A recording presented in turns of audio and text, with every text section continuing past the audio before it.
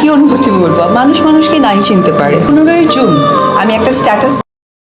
সাকিব বুবলির আমেরিকার ছবি নিয়ে এক সাংবাদিক যখন অপবিশ্বাসকে প্রশ্ন করেন আপনার অনুভূতি কি, অপবিশ্বাস বলেন আমার অনুভূতি আসলে ঠিক কি বলবো, ধরুন আপনি আমাকে ভালোবাসেন, আবার একই সময় আপনি অন্য কাউকে ভালোবাসেন না, আবার আপনি যখন অন্য কাউকে ভালোবাসেন তখন আপনি আবার আমাকে ভালোবাসেন না, আমার অনুভূতিটা ঠিক এমনই। কিছুদিন আগেই শাকিব খান অপবিশ্বাস এবং তার ছেলেকে আমেরিকায় সময় দিয়েছেন, এখন আবার বুবলি এবং তার ছেলেকে সময় দিচ্ছেন। তার মানে শাকিব খান দুজনের সাথেই সংসার করে চলেছেন, তবে তিনি এটা কখনোই মুখে স্বীকার করেন না। ইনফ্যাক্ট কিছুদিন আগেও তিনি বুবলিকে নিয়ে একটি মন্তব্য করেন। তিনি জানান বুবলির সাথে তার কোনো রকম সম্পর্ক নেই এবং বুবলিকে তিনি ঘাড় ধাক্কা দিয়ে বাড়ি থেকে বের করে দিয়েছিলেন। তার সাথে আমার সম্পর্ক নেই, আমার লাইফে যার কোনো অস্তিত্ব নেই, তাকে নিয়ে তার অনধিকার চর্চা আমি কেন করতে।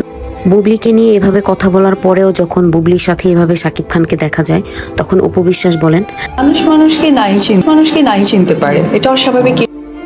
তবে কি অপবিশ্বাস প্রত্যেকবারই শাকিব খানকে চিনতে ভুল করেন, নাকি শাকিব খান তার 2 স্ত্রী এবং 2 বাচ্চাকে নিয়ে সংসার করে চলেছেন?